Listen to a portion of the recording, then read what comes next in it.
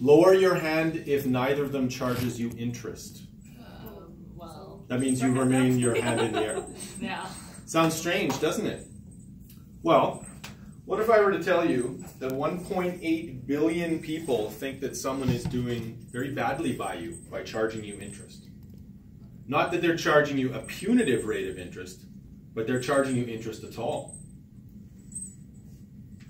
So I'm trying to arch my eyebrows, Santa style. What I'm going to try to do today is get you to walk a mile, maybe a block, in those people's shoes. I'm going to introduce you to halal finance, particularly halal mortgages. Hence the handout. What do I mean by halal?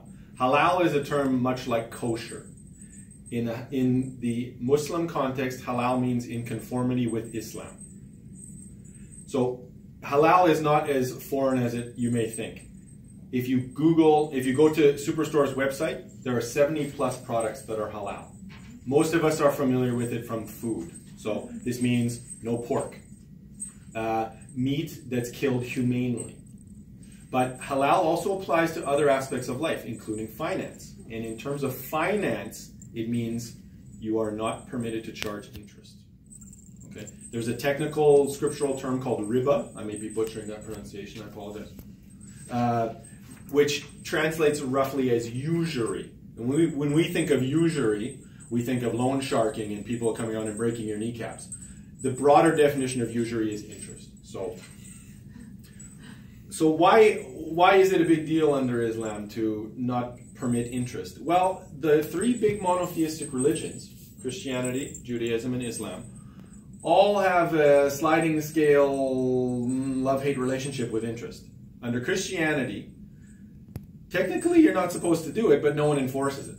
I can remember as a little boy the story of the cleansing of the temple, from Jesus coming outside and destroying the tables of the moneylenders. Doesn't sound like a real ringing endorsement. Under Judaism, and this has been true from its inception, you can charge loans with interest to others if they're not of the Judaic faith. So some permitted, but just not us. Under Islam, no. I don't care who you are and what you do. I cannot charge you a loan with interest. The Quran forbids riskless profit, or just making money from money. It does not forbid active profit, meaning that you participate in a transaction and you participate in both the upside and the downside. Riskless means you have no downside, you have no skin in the game. So as I mentioned before, 1.8 billion people are at best uncomfortable with what we think are normal financial products and the way we practice them in Canada. What are we to do? Thankfully, some very smart people have come up with workarounds. Specifically, how can we engineer a halal mortgage? And I'd like to introduce that to you today. Now is a good time to look to the handout. If you notice, I have designed it purposely to show the similarities between the two, and where I've underlined is a difference. So under a conventional mortgage, as we all know, you buy a home, but you get the money from the bank. Okay? They provide it to you. With a halal mortgage, no. You bring a down you bring a down payment, and that's the fraction of the home you own at inception. The bank owns the remainder, and over time you're going to buy them out. Both parties agree on how long this thing is going to last, okay? And the terms for the first period. Boy, this thing is right. I realize I shake my head. Take it off.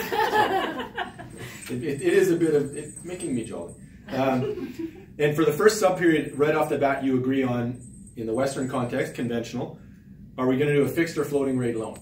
Okay, this tends to be the biggest decision in the first period for most people. Under halal mortgages, this is not the case. What you agree upon is a fixed rental rate. Because I don't own the home yet, I'm renting it from you until it's mine. Okay? Typically, this is fixed, but could also float. During that period, under a conventional mortgage, I pay back the loan principal and interest. Right? I've got a monthly fixed payment, and the fraction of that varies. Under a halal mortgage, I'm buying additional pieces of the home, and I'm paying you rent.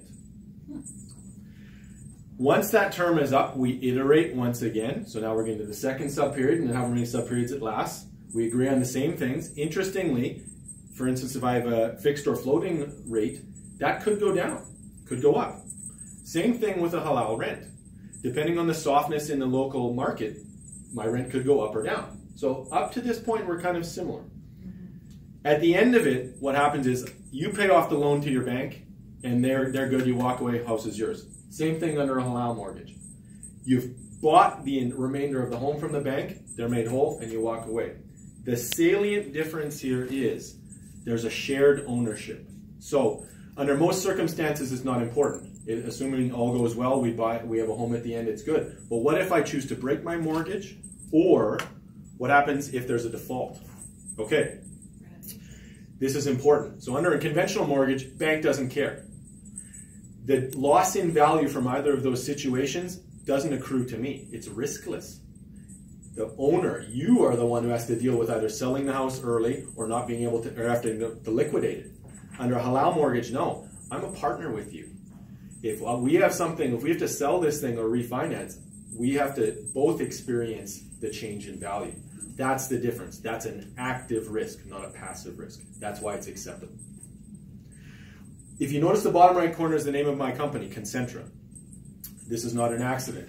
I pitched this idea to our executive team in a hackathon, which is an idea contest. My team won. What does it mean? We beat 11 other teams. We were using a 5-minute presentation, thanks to the timing equipment that Pile of Bones loaned us. Thank you very much. We won $5,000, 2.5 of which were given to charity. One thing that came out of it is that Regina is an excellent local test market. The rate of growth of Muslim population here exceeds that of Saskatchewan, which exceeds that of Canada. So we kind of stumbled on a beauty. It's time to end our walk and rest our feet.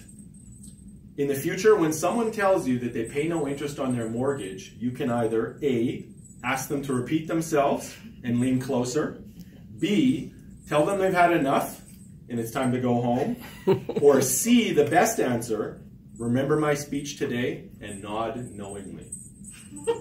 Thank you.